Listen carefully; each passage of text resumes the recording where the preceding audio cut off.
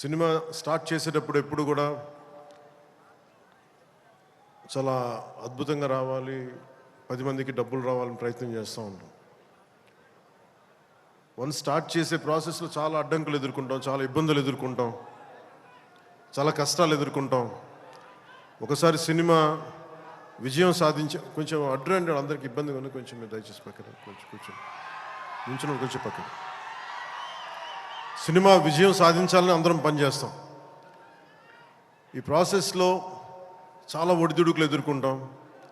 ఒడిదుడుకుల్ని తట్టుకొని ఒక సినిమాని అనుకున్నట్టుగా తీసి విజయం సాధించడం చాలా చాలా చాలా కష్టమైంది. నిద్రలు ఉండవు. అందరం ఎవరి పట్టుకుడి కోసం పనిచేస్తాం.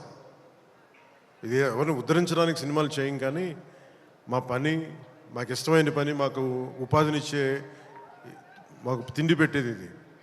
సో ఎవరం కూడా సినిమా పోవాలని ఎవరు, ఏ హీరో కాదు, ఏ హీరో కూడా ఎవరు చేయరు.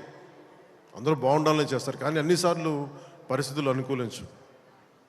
నాకు ఈ సినిమా ప్రారంభించినప్పుడు హరీష్ శంకర్ని దర్శకులుగా మన రవి గారు తీసుకొచ్చినప్పుడు గబ్బర్ సింగ్ తర్వాత మేము చేయలేకపోయాం. మేము కూర్చొని సినిమా లేట్ అయింది. ఇందాక తను చెప్పిన రీజన్స్ కూడా నేను ఒకసారి దర్శకుడు నమ్మానంటే నేను నమ్మేస్తాను. సినిమా ఇంకా ఎలా వస్తుందో నాకు తెలియదు, కానీ చాలా బ్లైండ్గా నమ్మేస్తాను. ఏం చేయమంటే చేస్తాను. సో తను అనుకున్న ఒక కథను తీసుకొచ్చారు. దాన్ని పూర్తి స్థాయిలో ముందుకు వెళ్ళలేకపోయాం. చిన్న కథ మారింది, మధ్యలో కోవిడ్ వచ్చింది. వీటన్నిటి మధ్య పాలిటిక్స్కి వెళ్ళాం. పాలిటిక్స్లో